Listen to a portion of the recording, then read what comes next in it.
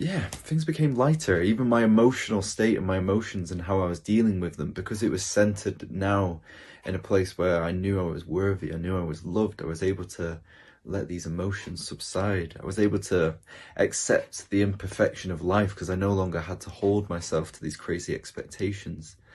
And I was able to just move forward in a lot more of a lighter and calmer manner because I'd given away all of this seriousness, all of this fear, all of this need to prove and get validated for my love.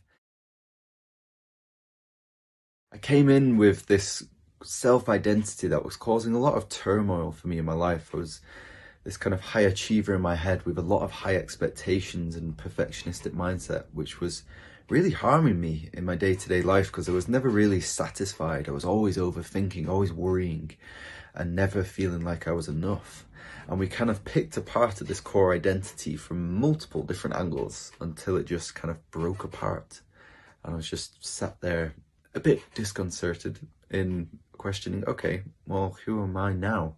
Because I was driven for so many years by this identity of who I was, and it was driving every action in my life, that when we picked it apart, it was kind of a questioning of who should I now be? And yeah, we pretty much broke it apart. And in that breaking, I switched from motivating myself from a place of fear and lack and worry to motivating myself from a place of worthiness, self-love, passion. And breaking apart that identity allowed me to settle into the present moment, not worry so much about trying to get somewhere by a certain time and trying to hit certain expectations. It allowed me to kind of give away all of those expectations with the big realization that I was enough and I didn't need to technically go out and do all these crazy things in this external environment to make myself feel enough. And it had a plethora, can't even say it, many different benefits. And I just, yeah, things became lighter. Even my emotional state and my emotions and how I was dealing with them, because it was centered now in a place where I knew I was worthy, I knew I was loved. I was able to let these emotions subside. I was able to accept the imperfection of life because I no longer had to hold myself to these crazy expectations. And I was able to just move forward in a lot more of a lighter and calmer manner because I'd given away all of this seriousness, all of this fear, all of this need to prove and get validated for my love.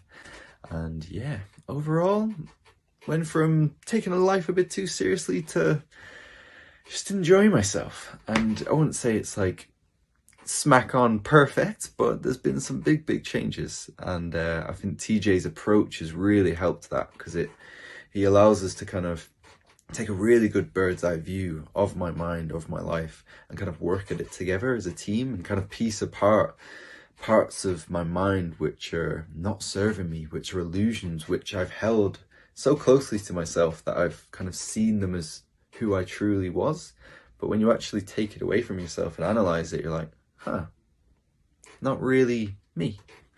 And you can actually start working on yourself in a lot more of a more effective manner when you're not so consumed by it. And I think TJ's approach and actually being able to move you backwards and play around and find a solution in that kind of sense really helped me to kind of move past and really gain awareness of what was holding me back, and then actually truly ask from that place of space who I wanted to become and what kind of life I wanted to create. So yeah, pretty good journey. Thank you very much, TJ.